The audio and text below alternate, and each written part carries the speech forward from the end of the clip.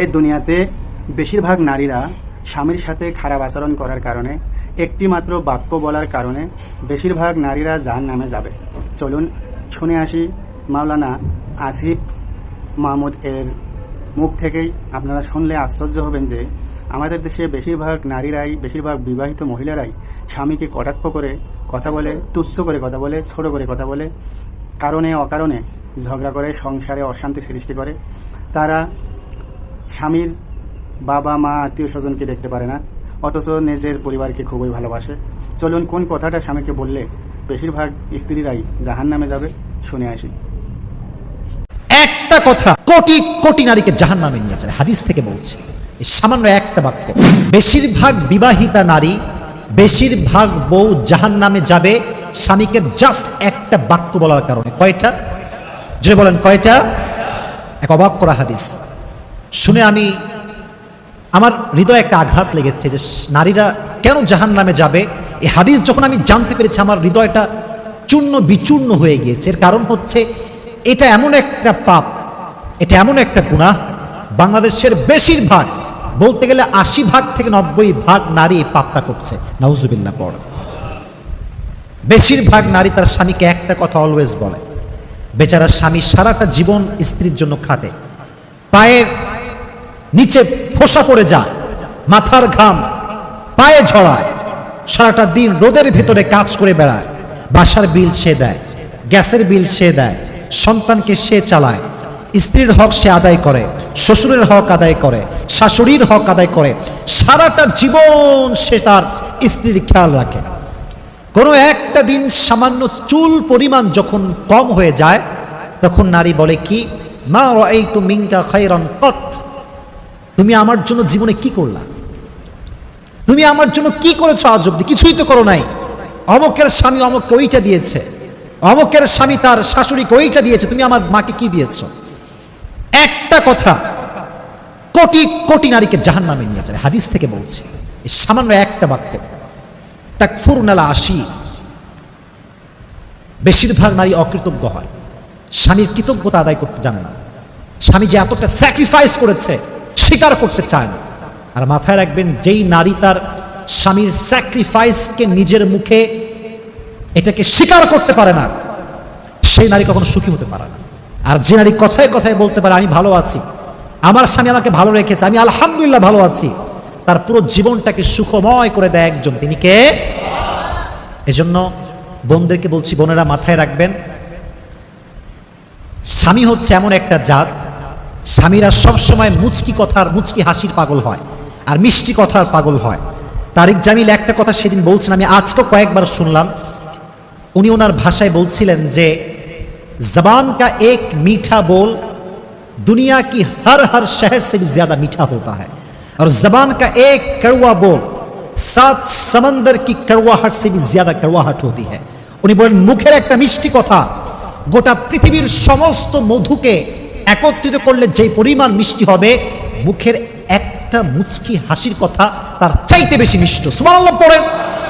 আর মুখের একটা তিতা কথা গোটা বিশ্বের 7 সমুদ্রকে এক করলে যে পরিমাণ তিতা হবে, নোনা হবে, তার চাইতে মুখের একটা তিতা কথা আরো বেশি তিতা। এজন্য মুখ দিয়ে আজ থেকে তিতা কথা বলবো না, মিষ্টি কথা বলবো।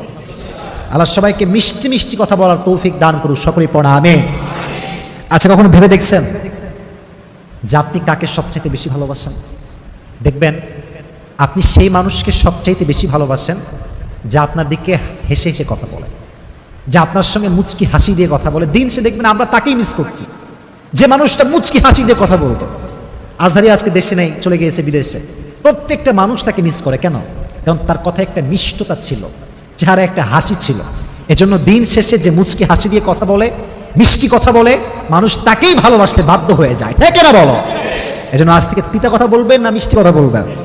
একটা হাদিস বলি, উম্মে সালমা রাদিয়াল্লাহু তাআলা আনহু থেকে বর্ণিত, নবীজি বলেছেন, যদি কোনো মেয়ে এই অবস্থায় মারা যায়, এদিকে তাকাও, যদি কোনো মেয়ে এই অবস্থায় মারা যায় যে তার স্বামী তার উপরে সন্তুষ্ট ছিল, আল্লাহর জান্নাত তার জন্য ওয়াজিব হয়ে যাবে।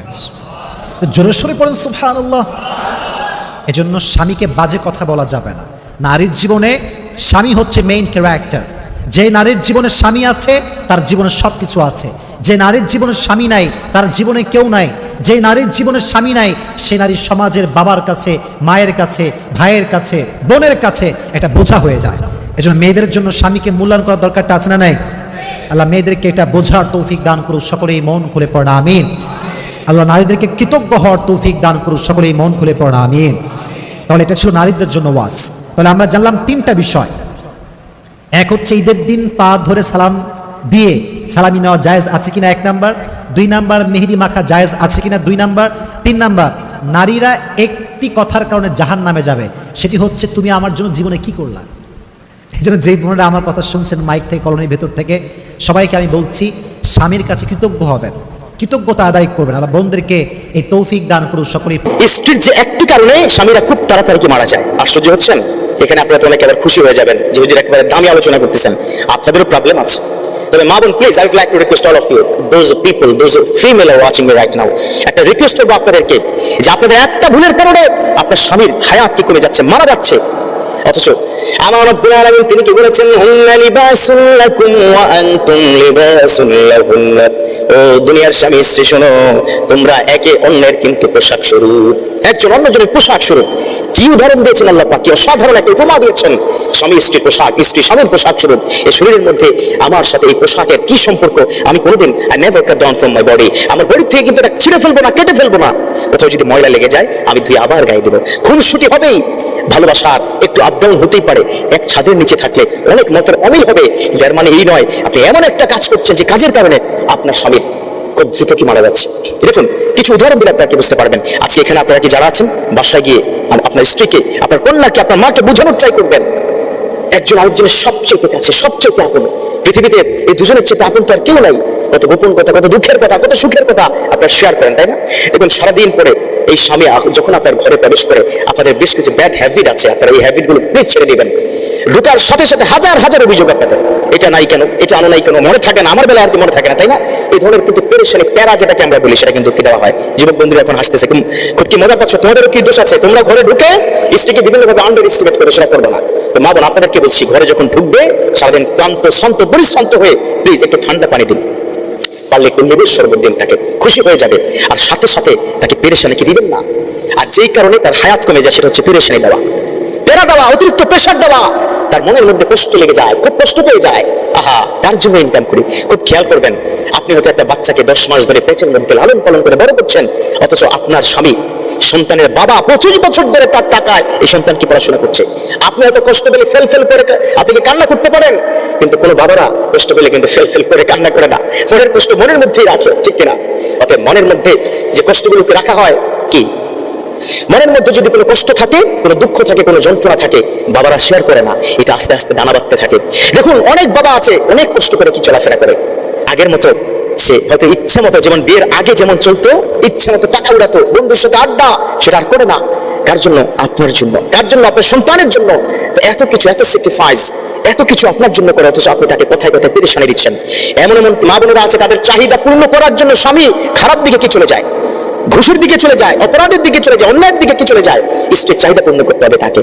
এই যে আপনার পেরেশানি, এই যে পেড়া তার মাথায় আন্ডার প্রেশার পড়ে যায়, সে খুব প্রবলেমের মধ্যে কি পড়ে যায় যে কার জন্য এত ইনকাম করি, ঠিক কিনা?